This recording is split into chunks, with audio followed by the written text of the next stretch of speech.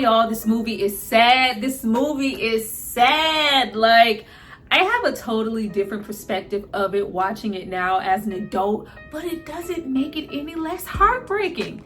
Little Elijah never stood a chance. I can't stay.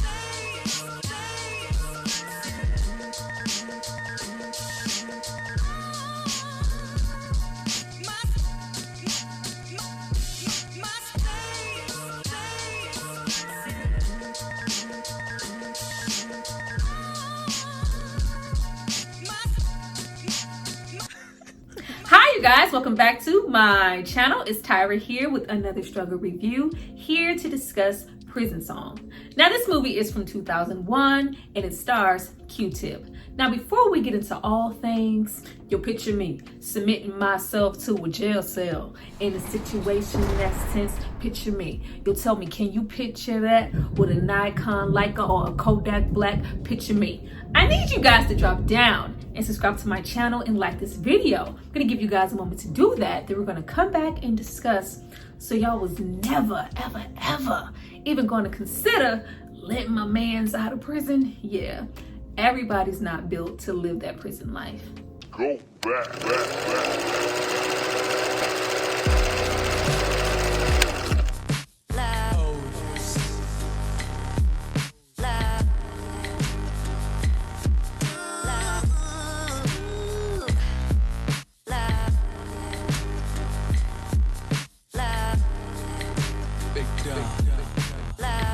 Now that you guys have hopefully subscribed to see more of me, let's get into this movie. But before we jump into the video, I have to give a shout out to the person who paid for and requested it. So if you happen to get 15 years to life in prison, it's not because of me. It's because of this person right here. Thank you so much for supporting me and paying for this content. Now, this movie was directed and written by Darnell Martin, who is known for writing and directing I Like It Like That, as well as Cadillac Records. Not only did she write on this movie, but Q-Tip assisted her in writing the movie as well.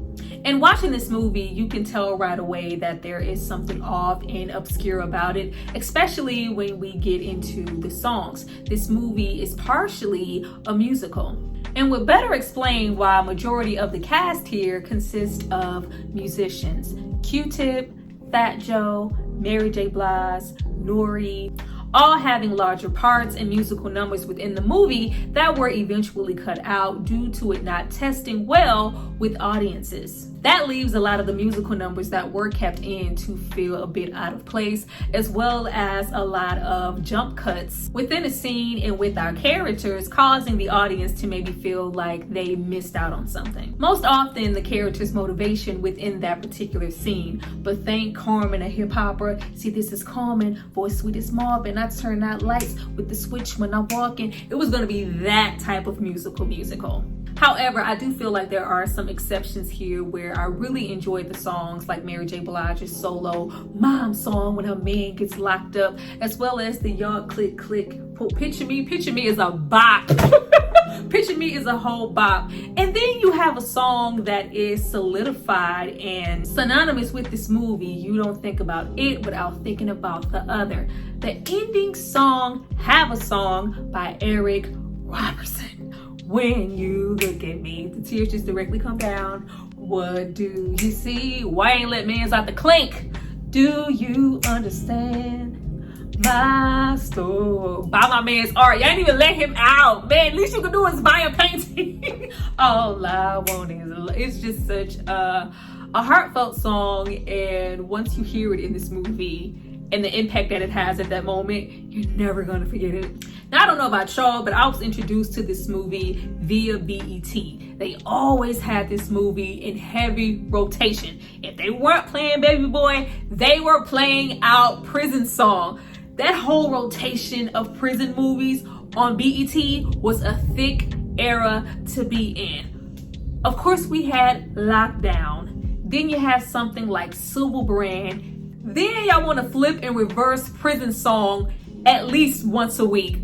When I tell you it was bleak out here for prison movies. It was sad, child, the depression. And not that prison movies were ever a good time, but in comparison to the movies that we got 60s, 70s, 80s, Prison Song was really different. Starting from a child's perspective and exploring the likelihood of Black and brown adults and their children who eventually become adults ending up in prison because of wrongdoing, a technicality, a complete accident, or you might just be completely innocent. Regardless, this results in a broken family unit, a lack of income, resources, jobs, opportunities for the parents, leading to inadequate care for their child, maybe resulting in foster care, group homes, and a much higher chance of that child repeating the same cycle.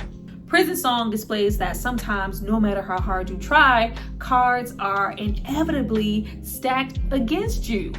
Going back to watch this, I felt so silly that I never even once acknowledged the title of the movie. The movie was called Prison Song.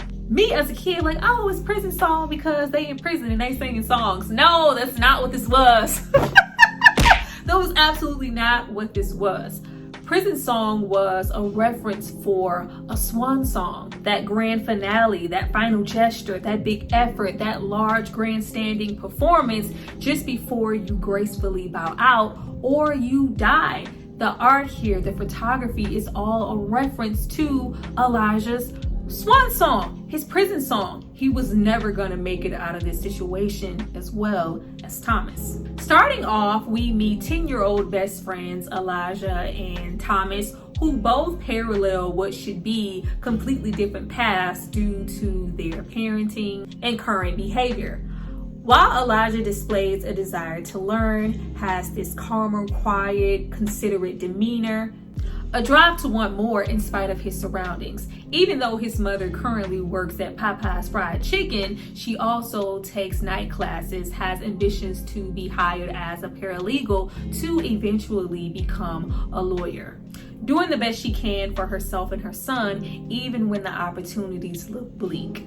Thomas, having just as much potential as Elijah, is in no way nurtured in the same way by his mother. Portrayed here by Natet from Just Another Girl on the IRT, who clearly learned nothing. Come on, Natet! Prioritizing a man and leaving Thomas to fend for himself, as well as his two younger siblings, even leaping at the chance to place him in special ed, even though he doesn't need it. But if this means I get more time to myself or possibly a check, why not? Thomas is very mischievous and has a whole lot of unsupervised time. Now, Mary here as Moms, this was her very first role in a movie. Mary's acting is always given, Mary, broken heart again, another lesson learned, better know your friends or else you will give. It's always giving no more drama energy with Mary. But she isn't at all terrible here. Now, she is not the only good influence on her son's life. We also have her fiance,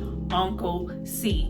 Y'all remember when your moms or whoever used to have boyfriends, but they would never say, oh, this is my boyfriend. They would just say, oh, this is Uncle, whomever. Like, I'm so glad people don't do that anymore. Like, if you're still doing that, do not do that. Like, oh, this is your Uncle James. Like, hey, Uncle Jay, hey, Uncle, get your damn uncle. You ain't my uncle. That ain't your brother. Stop being weird. Uncle C is a two-time felon out on parole, but he is trying to make an honest living with his art and also with his photography. Sharing that common interest with Elijah and also referring to him as his son, even though he isn't his biological father. Once C is profiled by officers due to this record, he is verbally harassed, his property is vandalized, and he gets fined. Uncle C, retaliating by spitting at this officer's feet, escalates the situation to a physical altercation, which is assault on an officer, which is his third strike. Now we have 25 years to life. Now, watching the scene, it could come off as, why take it this far? Why escalate this situation, knowing that you're on parole, knowing that you have 2 strikes on something that could have probably just been disrespect and a fine. Not only were you not complying, but this just looks like sheer stupidity. As a felon out on parole, you have to check in with your parole officer, be submitted to random drug testing. You can't vote, receive benefits, obtain certain jobs, travel, serve as a juror, get a commercial driver's license, possess a gun, be around any other felons, hold public office, or join the army. So what the hell y'all want me to do again? In Uncle C's mind, I finally found something of my own. I am trying to be productive, not return to any street life, and here you are bringing me down, treating me less than human, assaulting me and my things, all in front of my son. We don't see the situation escalate until the officer refers to Elijah as a little monkey, giving systematic oppression and a boiling point. Every single one of them has this individual thing that is keeping them going. And once we see that removed, you see the breakdown of the mental state in the family, resulting in irrational behavior from all three of them. With Uncle C, it was his job, his manhood, him trying to be a father, and eventually a husband. But unlike all of the law enforcement that we see here in this movie, there are no penalties or repercussions for what I did to get you to that state. You, however, getting angry and blowing up will result in you being committed or being placed in prison. Uncle C being removed from the home causes an entire domino effect with the family, and Elijah's mom's ambition to be anything more than what she is to diminish. Her mental state is already fragile. This completely escalates when we have Elijah as well as Thomas be arrested, shot at, strip searched, and thrown into a juvenile correctional facility. I don't know what's juvenile about it, but okay. For playing a prank on two officers and pointing a laser pen at them. Mind you, these boys are 10 years old. Elijah's mom naturally having zero understanding of why she can no longer just take her son home, and now we have to deal with courts or even custody issues. It wasn't so much just her son being taken away from her, but this is yet another part of me that is being removed out of my life due to the police. First Uncle C, now my son. We also have her state that she lost Elijah's father once he was murdered by a police officer. Not now, not again. I'm taking my baby out now. Having a natural distrust for these facilities and even law enforcement, stabbing an officer in the neck with a pen. Now, is she arrested and thrown in jail? No. But she is thrown into a mental institution and medicated so much to the point that she is left in an unresponsive, catatonic state. Forcefully sedating her, Elijah writing her repeatedly, waiting for a response, or just waiting for the day that she gets better to pick him up and eventually take him back home, which never ever happens. Eventually, we are let out of the juvenile facility only to be placed in a group home waiting for a parent that never came. Now, there are really great subtleties in this script, which I love. When we have Thomas, who was also arrested up on Elijah being let out, you know, they will let you out of here too if you got your behavior together and stopped acting crazy. Nah, I'm good. If they can hurt me in here, they're gonna hurt me out there too. So I might as well hold it down from jump. These boys are 10. At the very beginning of the movie, when we have Elijah's teacher speaking to him, he is telling him pretty much you're above the people around you. You are better than them. You think differently, like you're special. And I thought that was really distinctive because when you compare him to Thomas, or, you know, even when they get into adulthood, it's giving the perception of, you know, hey, if you kind of try to walk the straight and narrow, do your best, there's no reason for you to end up in here amongst this. You are better than this. You have Elijah the entirety of the movie, especially once he gets arrested, feel like he is old and he deserves better than this. Not even considering that when it comes to a lot of black men, you are going to be placed under the same umbrella as a Thomas or anybody else. All it takes is for you to mess up once. Now still in this group home, 17 to 18 years old, he still keeps in contact with Thomas as well as his Uncle C, excelling at and clinging to the only thing that's still familiar, photography. And even though he has a lot of potential to move forward, he is even more reserved and more sensitive than he was as a child. And most likely terrified at this point. A lot of the times, group homes and foster care can be a more volatile situation than what the kid left prior. Having been there almost 10 years, he has really strong abandonment issues, not wanting to talk too loud or dream too big because everything I seem to get gets taken away. Thankfully, there are some glimmers of hope. Elijah gets accepted into an art institute on scholarship, and he also has a girlfriend in the form of Jolie, who's also in the group home, giving sexy baller tomboy energy. I just knew that this actress was Taina, you know. Always had dreams of me being a star. You'll be saying Taina. You know, Nickelodeon and whatnot. I just knew that this girl was Taina. This is not the same actress. Sorry to this woman. However, they're in like and she's inspired by his success. What could mess this up? Joey crack for one. Fat Joe here is Big Petey, who also lives in this group home, is a delinquent troublemaker who is jealous of Elijah and extremely high strung because unlike a lot of the kids there who don't have their parents, his parents are alive and kicking and have relinquished their rights to him due to his behavior. Think, you know, like a much older Corky from Fresh. I'm kicking it live, homie. I'm kicking the stupid dough move. Like, yo, I'm making all this dough, B. I got so much cash, it ain't funny. I'm living large, kid. Like, shut up, Corky. Damn. Along with that, just as quick as this scholarship is given to him, it is automatically taken away. Like, not y'all didn't let me walk around the campus, see my room and all this other good stuff, and then tell me that I have to now come up with the money to go there. It's an uphill climb that I can't seem to conquer. Then if I do decide to do some nefarious things to get this money, things that I have tried to stay clear of my whole life, I could end up where my Uncle C is.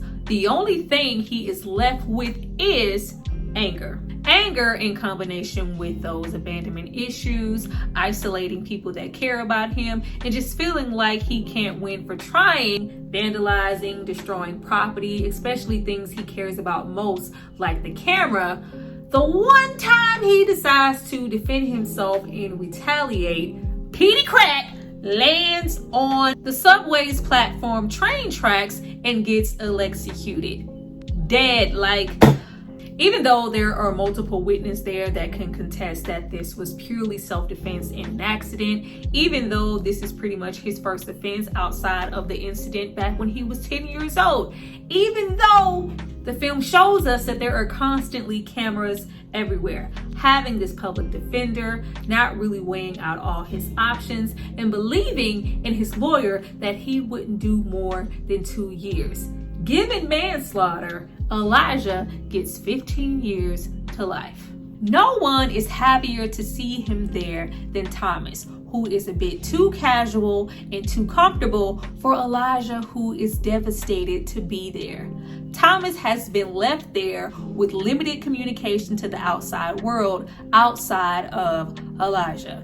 Thomas has no problem taking things from others, creating enemies. He's childish, violent, lethal, amused, and conditioned, completely institutionalized. Thomas has been in jail since he was 10 years old. Like, why he have to slice up Weebay face like that? Everybody knows that Weebay is a real one. Once inside, we do meet an array of new characters like Officer McIntyre, portrayed here by Snow, you know, and Farmer.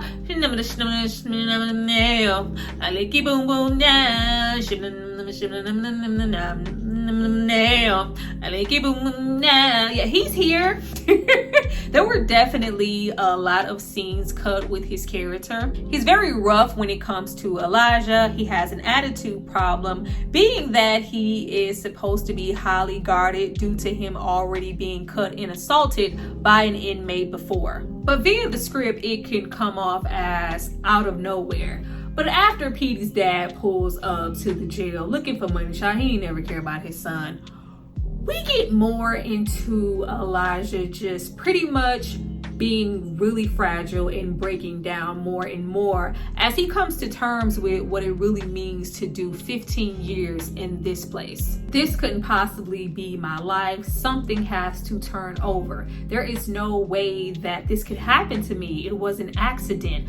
I don't belong here. Not really at all grasping that this is it. Nobody is coming to overturn anything. No one is coming to save you. You are merely an inmate and a number now. No one knows this better than Thomas, who has pretty much been forgotten. Now notice, Thomas is extremely attentive to an unadjusted Elijah, stealing commissary for him, consoling him, protecting him, instructing him to do what all us other prisoners have to do. Find something constructive to do with your time before you lose your mind and go insane. There are all these looks of deep, sincere sincerity, almost like a partner. Keep that in mind. Elijah, once again, clinging to what he knows most. If I can't capture pictures, then I can always draw them. Spending majority of his time drawing the prisoners as well as the guards, all of his surroundings. I could not find the artist, who was behind this, but I always thought that the artwork looked really, really unique and compelling, especially for a film. Sometimes they'll just throw stuff together. But I thought the concept of how he was doing this art as well as just the look of it looked really, really cool. With that stronger need to express himself and do something constructive comes the need to want more paint and paint supplies, things that we can obtain because we don't have any commissary. We can barely get any tissue to wipe our ass. Like, getting into needing commissary to get things that should be afforded to you in jail either way, like tissue and soap, we get more into the logistic of prisons and the way that this one is ran. Aside from them getting $25,000 for every bunk that they fill, we get into something that is not talked about enough: prisoners being used for cheap labor. Being cited to do construction work on buildings that have poor conditions, they're not properly geared, don't really know what they're doing, and they're also inhaling things like asbestos. For a warden in a state that are looking for every which way to cut corners and do things like pay them $1.10 for this labor. Displaying that this cartoon villain-esque warden does not only give a damn about them, but for him as well as the state, this is a business. If we can get you in here, even if it's on a technicality, we are going to do that. This is practically free labor.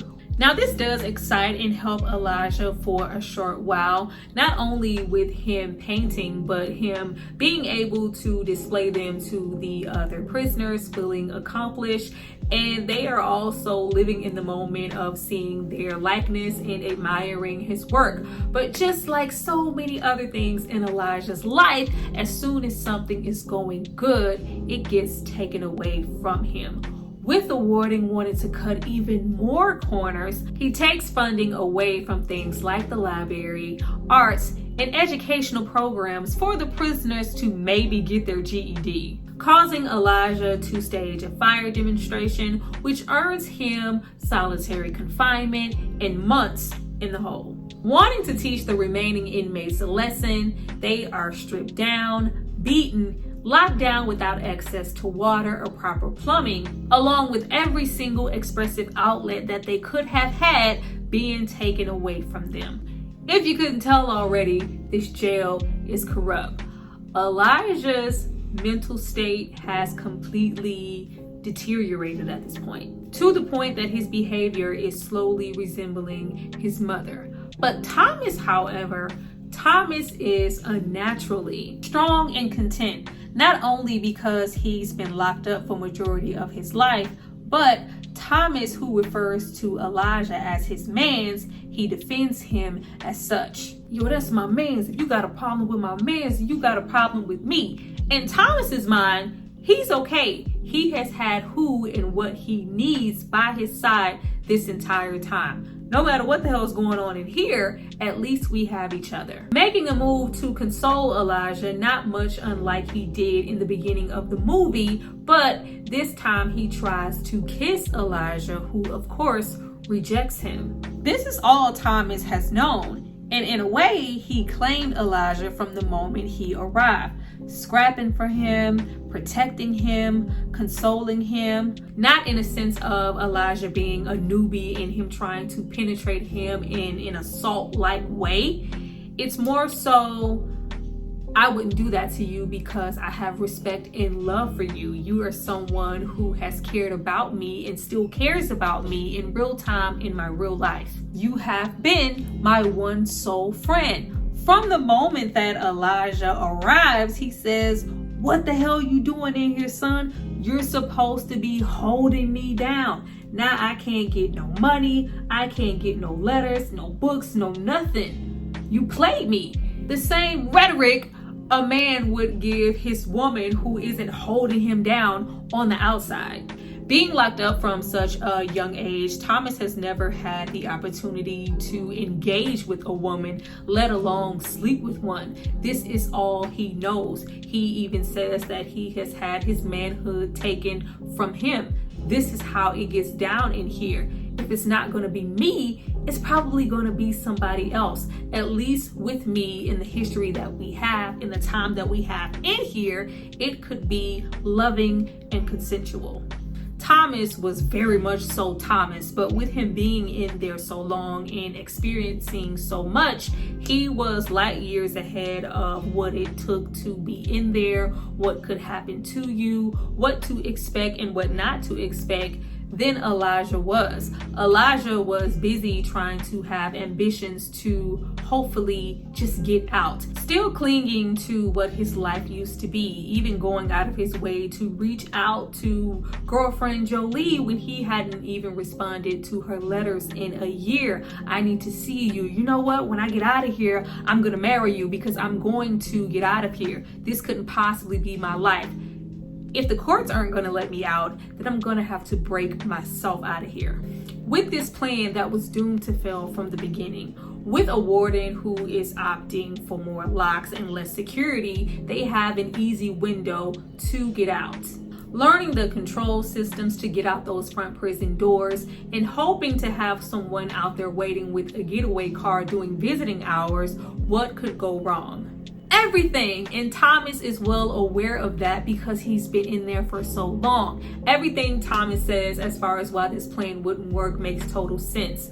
More than anything, you are vowing to work with a sworn enemy of mine, somebody I sliced in the face and stole their commissary, somebody who may have a job in the front and can give us a little leverage, but also only has 2 years left in here. Why would he risk that if he wasn't trying to take this moment and get revenge on me? This is not smart. Along with a few other prisoners who wants out, Thomas follows Elijah's plan not solely because he wants out too, but because he loves him. When the day comes, this plan does actually work, but just like Thomas suspected, this was only a plot to get revenge on me, and he is stabbed in the process. The whole scene is filled with emotion and adrenaline because Elijah is pretty much in the getaway car, but just can't take being another person to leave Thomas behind. Not again. Not the way that I have been left behind also. This is just as much his prison song as it is Elijah. I have to go back with him. Even if he is dying and I am trying to protect him, I'm gonna sit here until he takes his last breath. Like, it's just like, oh, when he goes, "You came back for me, kid. Like, you actually do love and care about me the way I care about you. You came back for me. You didn't abandon me like everybody else in my life."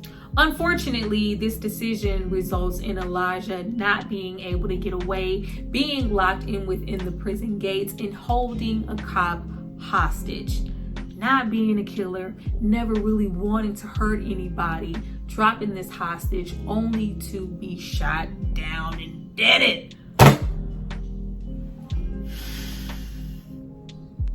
So sad. So freaking sad. He just simply, I just want to go home. I just want to be free. I just want to breathe. I can't even, like, it's so many shots of him grasping for the air, just trying to touch the sky. I don't belong here. Neither one of them ever belonged there. Both of them died there. With Elijah only leaving behind his swan song, the art he created while in prison that is finally placed in an art gallery to be admired. And even his roommate in prison had to make that happen. But this is something that Elijah would have definitely took pride in if he was still alive. I love them walking around admiring the art, and we really get a good look at all of it in its variation in technique and color. Just really, really nice. And most of all, I love us ending on that portrait of them as children, with this being just as much Thomas's story as it is Elijah's. Like, there is such a delicate, soft, almost a mellow sense to this prison movie. And it's not like the circumstances aren't harsh, but the way that they are depicted here, in the way that the actors, Q-Tip, even the actor who was portraying Thomas, I believe that this was his only movie and he didn't do anymore, which is unfortunate because I feel like he did a really good job here. It's just different, as well as its messaging. It's something to remember. Now, am I going to be pulling up to watch Prisonsong on the regular? Absolutely not. I ain't built like that.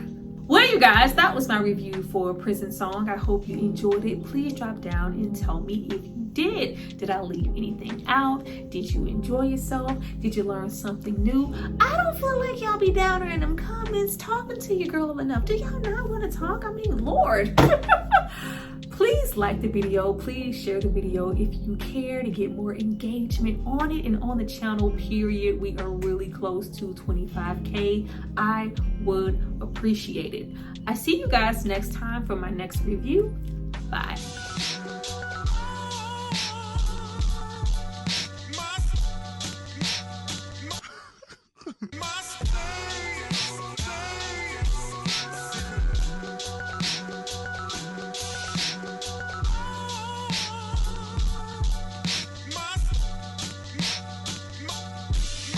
Commissioner!